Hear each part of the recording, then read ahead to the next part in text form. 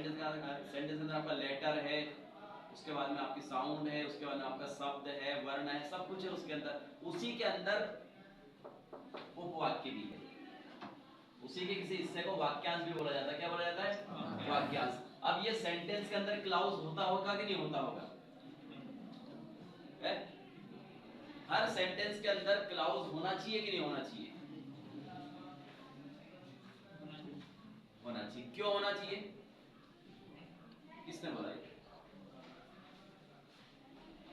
अरे सेंटेंस के अंदर क्लाउज होना चाहिए कि नहीं होना चाहिए? अभी जो कुछ यहाँ बोर्ड पे लिखा गया है, जो कुछ बोला गया है, उसके हिसाब से थोड़ा सा दिमाग लगाओ।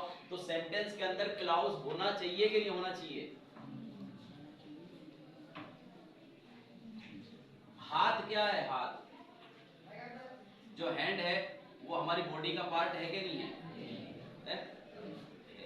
पैर तो बॉडी के अलग अलग जो ऑर्गन है वो सब बॉडी के हिस्से है कि नहीं है?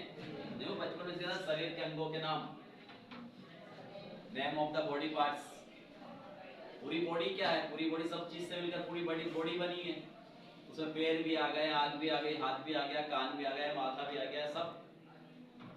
तो एक शरीर के अंदर हाथ होता है कि नहीं होता है? एक शरीर के अंदर कान होता है कि नहीं होता है? एक शरीर के अंदर पेट होता है कि नहीं होता है? कि कहीं पेट बाहर साइड से चले? हा? जो पेट है वो शरीर का हिस्सा है कि नहीं है? तो शरीर के अंदर पेट होना चाहिए नहीं होना चाहिए? होना चाहिए ना। यदि वो जो चीज जिस चीज का हिस्सा है तो वो चीज उसके अंदर होनी चाहिए कि नहीं होनी चाहिए? क्लास क्या है? ये हमारी कक्षा 11वीं है, पूरे विद्यालय का हिस्सा है कि नहीं है?